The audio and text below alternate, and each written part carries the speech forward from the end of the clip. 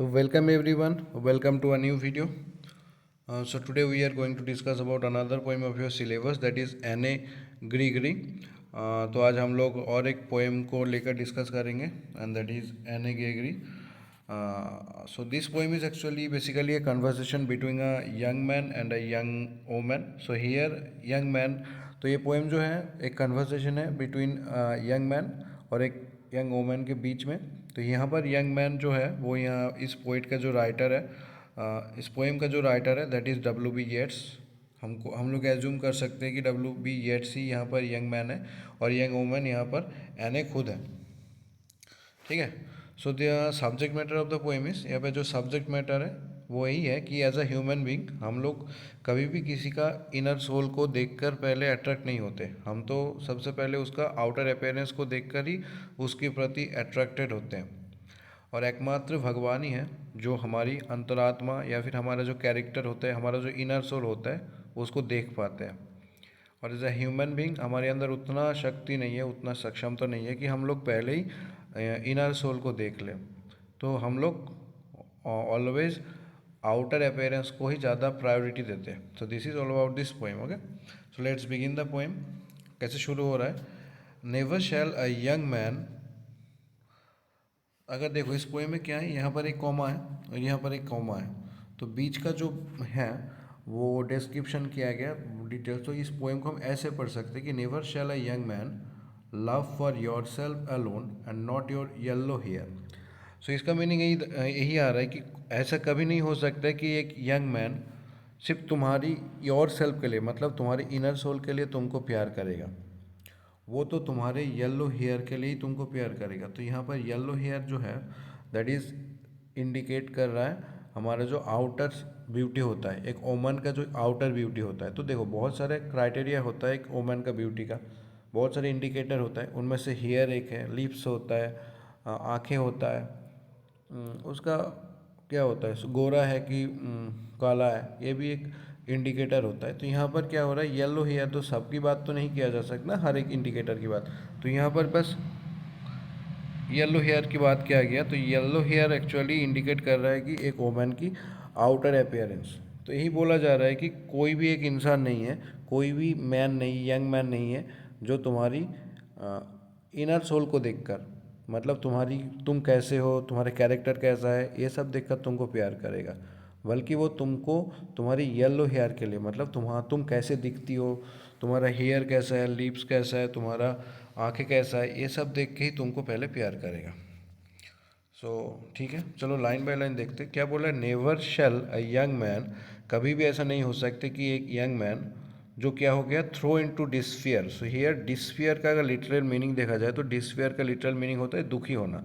तो यहाँ पर हम लोग डिस्फियर को ऐसे भी एक्सप्रेस कर सकते हैं कि डिस्फियर मतलब किसी की प्यार में डूब जाना, दैट इज़ उसका जो होश होता है, होश खो देना. By those great honey coloured ramparts. तो बोल रहा है कि वो क्या हो गया, वो जो यंग मैन था वो दुखी हो गया. किस वजह से? तुम्हारे हनी कलर्ड रैम्पर्ट्स को देखकर at your year.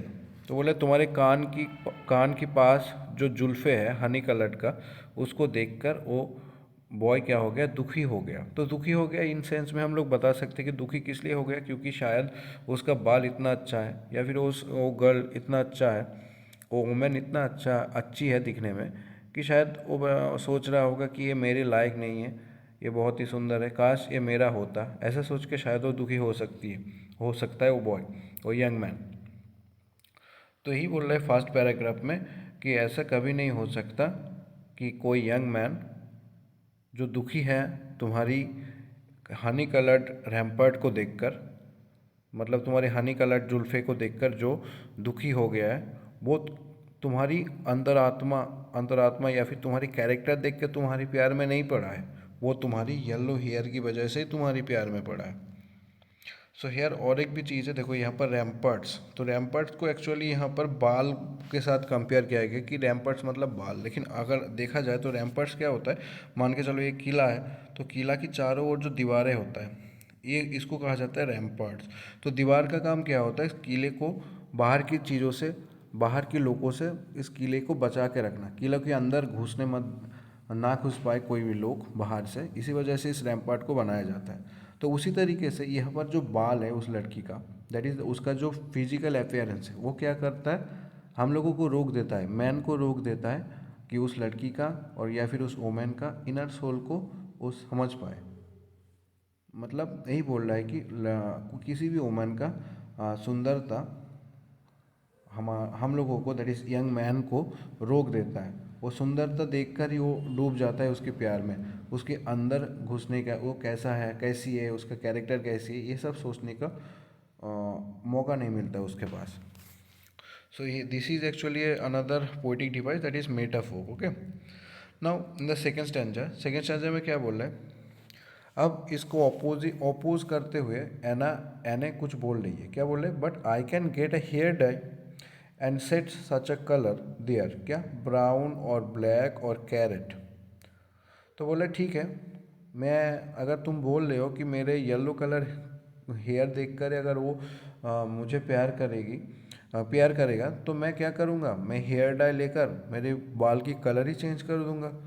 That young man in despair, जो दुखी था, जो यंग मैन, मैं love me for myself alone not my yellow hair, तो शायद वो मेरे को मेरी कैरेक्टर के लिए ही मुझे प्यार करेगा, ना कि मेरे येलो हेयर के लिए।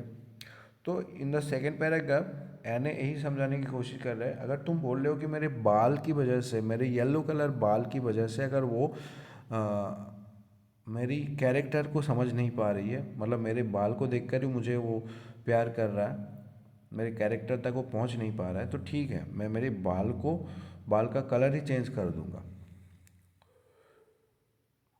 तो थर्ड पैराग्राफ, ना फिर से पोइट बोल रहा है, येट्स बोल रहा है कि I heard an old religious man, मैंने सुना था कि एक बुजुर्ग रिलीजियस मैन, दैट इज़ वो बहुत ही ज्ञानी पुरुष, एक बुजुर्ग आदमी जो बहुत ही ज्ञानी था, but yesternight means yesterday night declare, तो एक ज्ञानी बुजुर्ग आदमी डिक्लेयर किया था that he had found a text to prove, कि उनको कुछ मिल गया था, एक टेक्स्ट जो प्रूव करता है कि that only God my dear, कि एकमात्र भगवान ही है, my dear, could love you for yourself alone, जो तुमको तुम्हारे लिए प्यार कर सकता है, दैट इज़ तुम्हारी इनर कैरेक्टर के लिए तुमको प्यार कर सकता है, and not your yellow hair, ना तुम्हारी येलो हेयर के लिए।